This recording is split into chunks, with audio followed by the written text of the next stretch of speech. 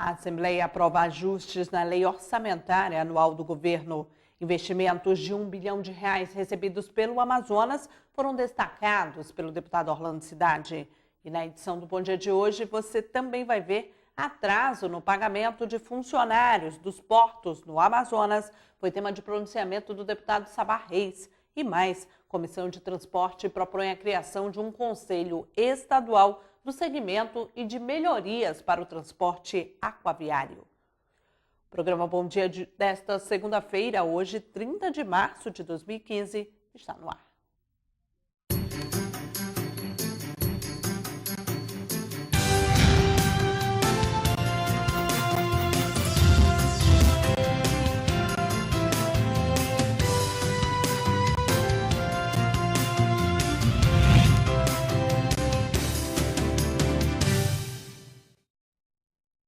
Olá, bom dia para você que acompanha ao vivo a programação da TV Assembleia. Durante sessão compensatória realizada na Assembleia Legislativa por conta do feriado de Páscoa, 6 propostas foram aprovadas por unanimidade. Entre as matérias, 2 mensagens de iniciativa do governo referentes à reforma administrativa. Por conta do feriado de Páscoa, o presidente da Assembleia Legislativa realizou uma reunião compensatória para a votação de projetos de lei, incluindo os de iniciativa do governo referentes à reforma administrativa. O presidente fez um balanço positivo da votação. Nós tivemos hoje matérias importantes, matérias de origem do governo, que foram votadas em regime de urgência, mas que principalmente prezamos aí pelo debate. Ontem foi realizado o primeiro debate das matérias. Hoje nós tivemos as reuniões em conjunto, com a participação de um grande número de deputados, até mesmo deputados que não pertenciam às comissões, estavam presentes na reunião. Isso é importante, a Casa demonstrando a vontade de debater as matérias.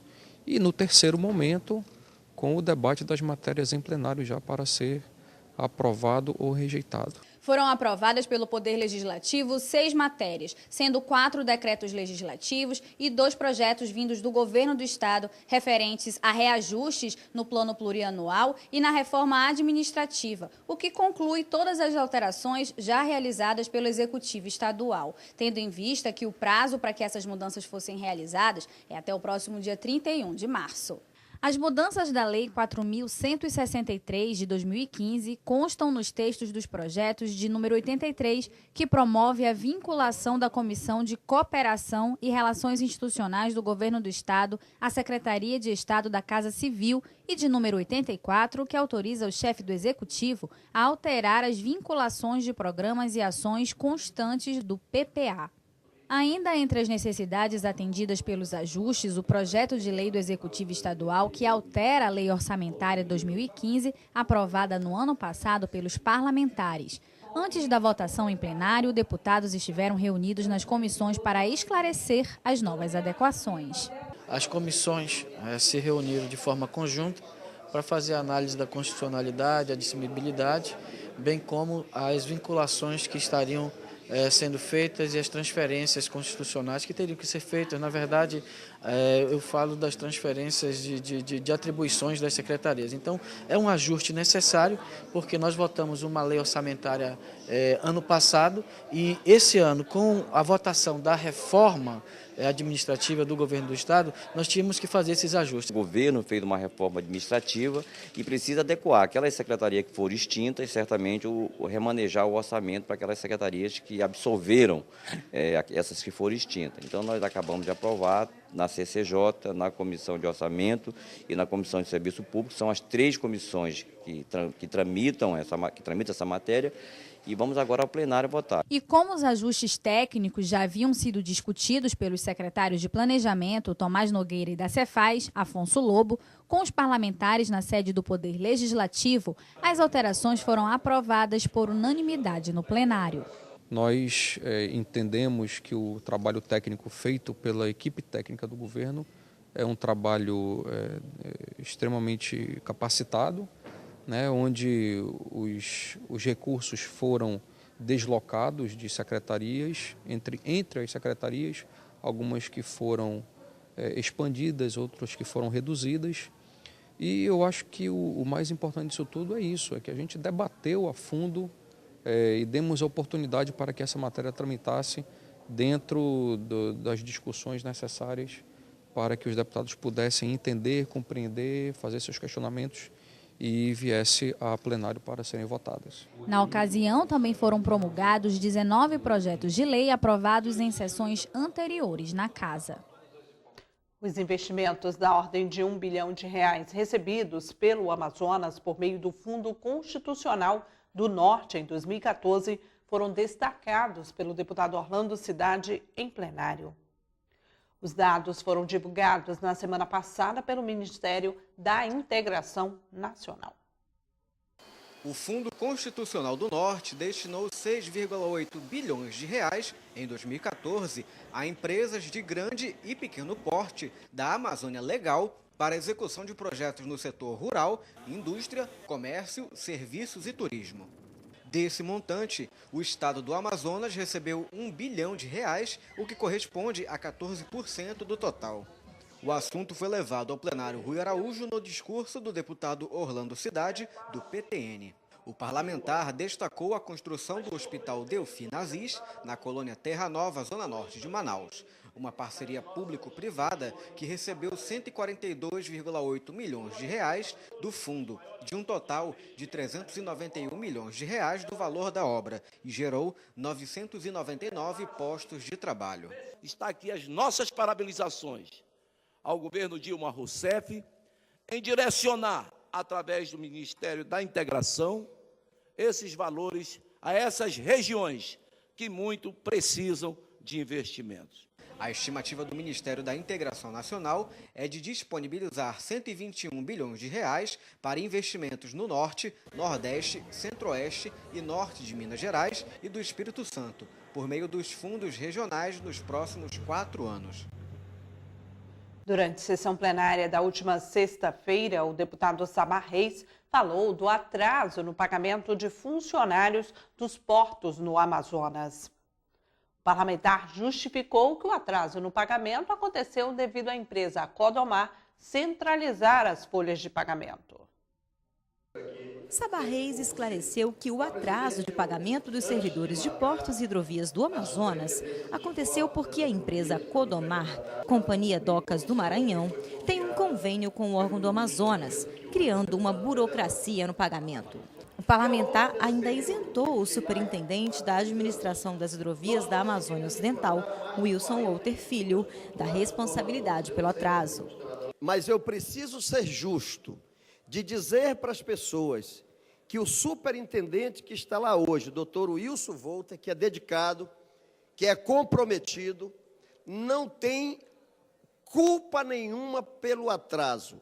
A culpa é simplesmente da burocracia. E com a extinção da Codomar, também vai para o ralo as hidrovias e os portos serão administrados por uma coordenação que já existe dentro do DENIT, aqui em Flores, e aí não vai haver mais a necessidade do repasse através do convênio, porque o dinheiro já estará na conta do próprio DENIT, e os funcionários do DENIT, quando você pergunta a eles qual o dia do teu pagamento, ele diz dia 30, 11 horas da manhã.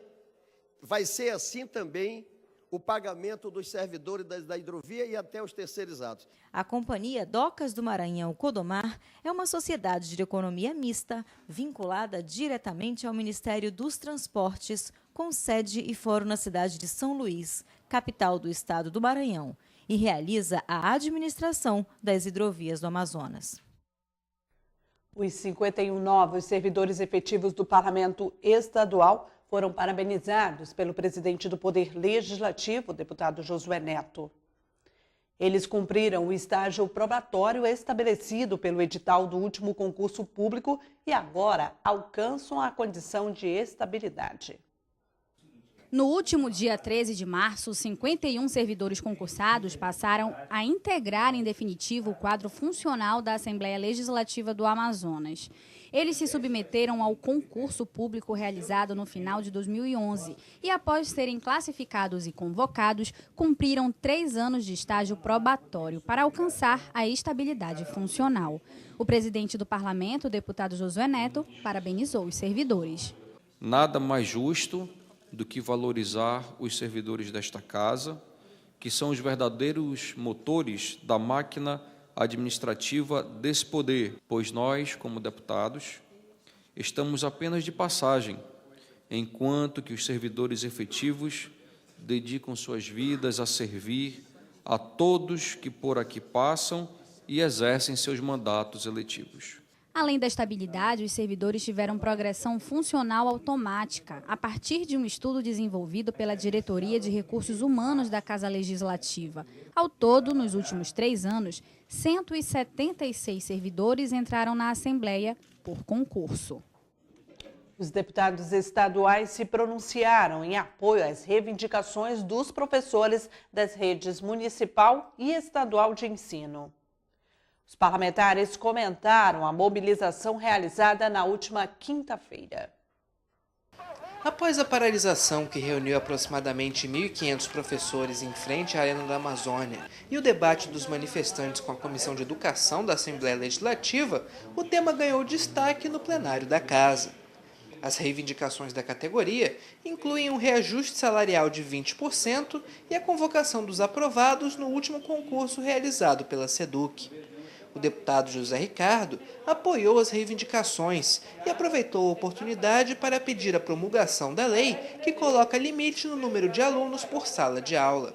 Uma pauta que envolve aumento de salário dos professores, altamente defasado, mas também que trata de benefícios como auxílio transporte, alimentação, plano de saúde, também da discussão sobre o plano estadual de educação, que o Estado tem que realizar, tem que preparar um plano, tem que ser um plano resultado de um debate com todo o segmento da educação. E também ali pleitearam, cobraram, está na pauta, a questão da escolha de gestores de escola e também, senhor presidente, um projeto de minha autoria aprovado nesta Casa que define o número máximo de alunos por sala de aula. A deputada Alessandra Campelo criticou a falta de professores nas escolas estaduais e cobrou a convocação de professores aprovados em concurso público.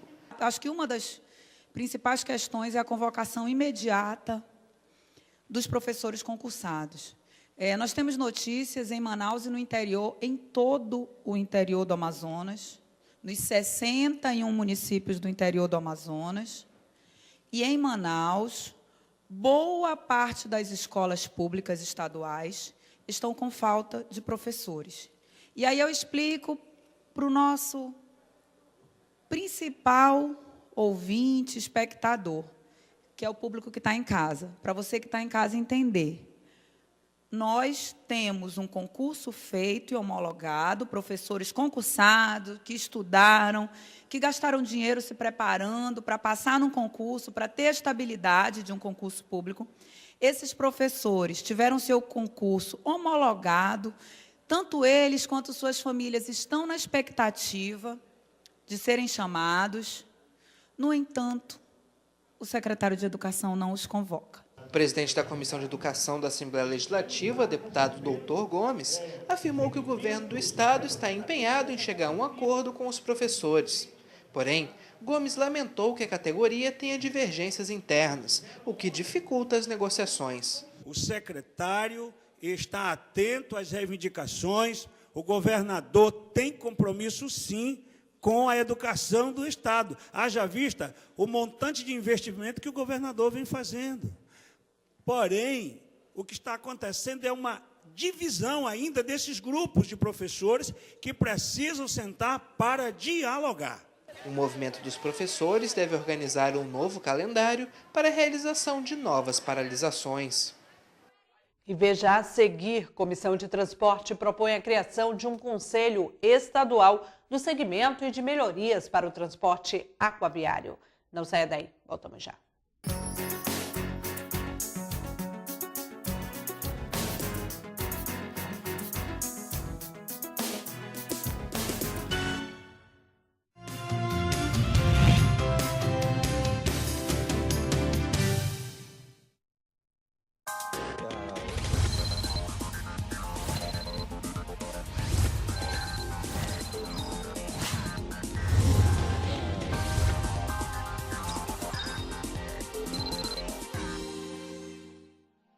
O exercício das atividades na Assembleia Legislativa do Amazonas vai além do plenário e reuniões.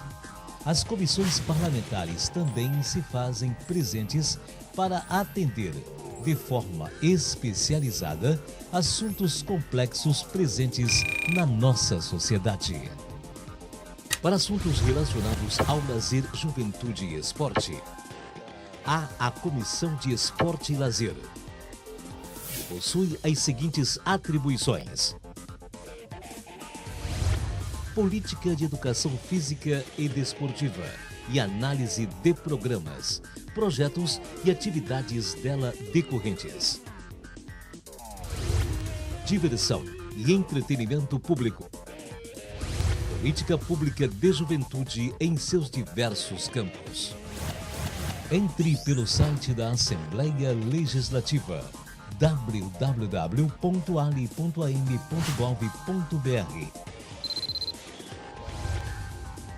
e saiba mais sobre a composição, notícias, relatórios e reuniões. Além de poder entrar em contato no campo, fale com a comissão.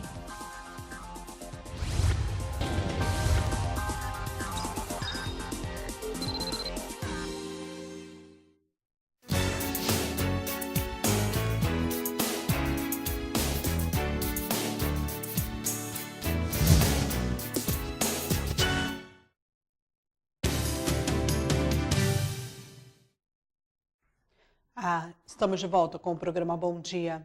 A presidente Dilma Rousseff sancionou com 2 vetos a lei que trata da fusão de partidos políticos. O dispositivo estabelece tempo mínimo de 5 anos de registro no TSE para que as legendas possam se unir. Na avaliação dos deputados Belarmino Lins, do PMDB, e Adjunto Afonso, do PP, a nova regra fortalece o princípio da fidelidade partidária. Atualmente existem no país mais de 30 partidos políticos registrados no Tribunal Superior Eleitoral. A quantidade é tamanha que as siglas acabam comprometendo o acesso aos recursos do fundo partidário e ao horário eleitoral no rádio e na televisão. Para conseguir uma vaga pelo sistema proporcional eleitoral, os partidos chegam a se unir. Com o objetivo de organizar as siglas no país, foi criada a lei que dificulta a fusão de partidos. A matéria foi sancionada pela presidente Dilma Rousseff na quarta-feira. O texto estabelece um período de 5 anos de registro no TSE para que as siglas possam se unir.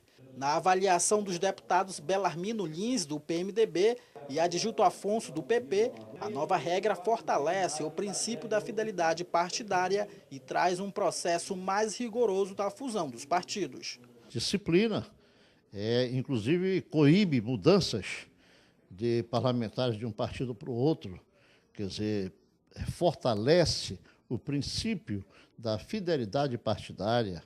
Eu acho importante isso, do ponto de vista para fixação e cumprimento daquelas metas que você plantou durante sua campanha com relação à conquista da preferência do voto e do seu mandato. Nós precisamos reforçar os partidos políticos, né? Temos que cada vez mais, não se admite aí 28, 30 partidos, tem partidos lá no Congresso Nacional que estão se juntando para fazer lá 10 partidos para ter 20 deputados ou 10 senadores. Então, acho que não é por aí. É fortalecimento do partido, não possibilitando que haja essas fugas de partido, porque senão eu não tenho um compromisso com o meu partido se eu vejo uma brecha ali na frente. Então, acho que o aperfeiçoamento da democracia é isso. A presidente Dilma Rousseff ainda vetou 2 trechos da lei que tratavam da migração de parlamentares e de registro de legendas criadas por fusões.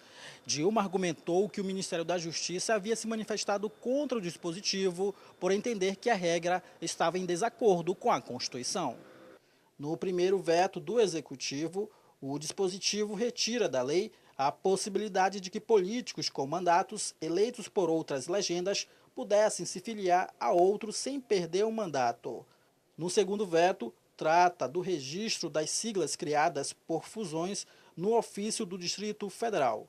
O artigo que ela vetou é justamente da possibilidade que deputados ou vereadores, parlamentar com mandato, tivessem,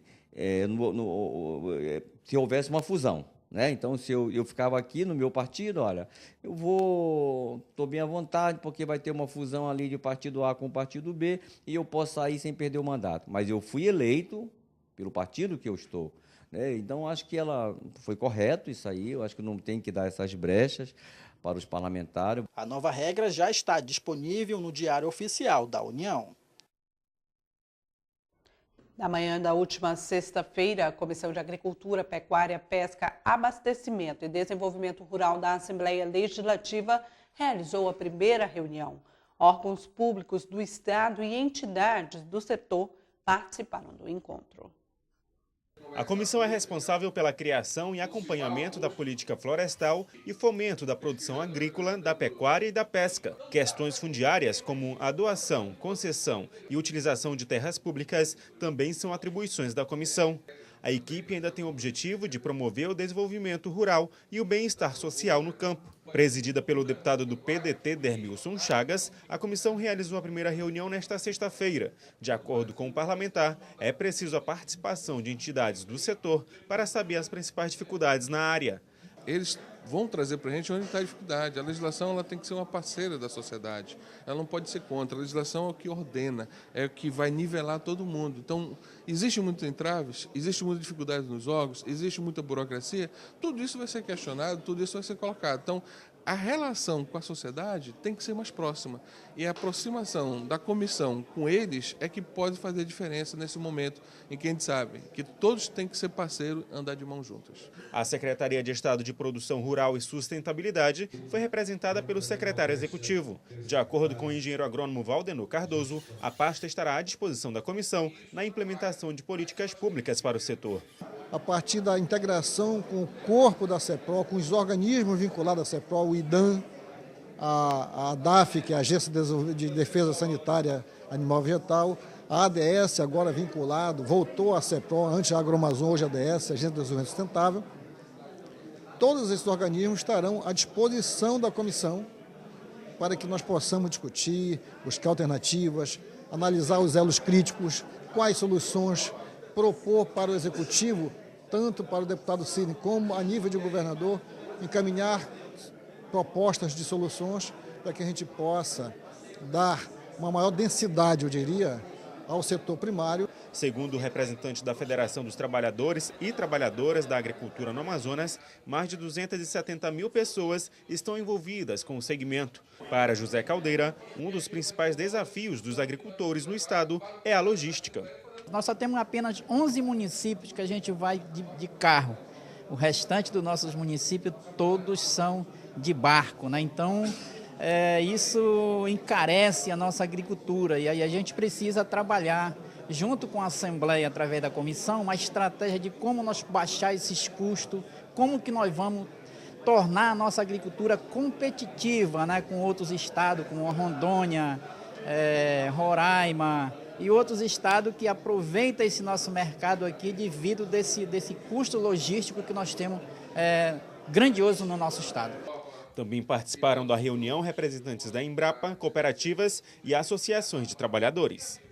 Durante a primeira reunião da Comissão de Transporte, Trânsito e Mobilidade da Assembleia Legislativa, deputados debateram políticas públicas voltadas para a capital, Manaus. A criação de um Conselho Estadual do Segmento e de melhorias para o transporte aquaviário também estiveram em pauta.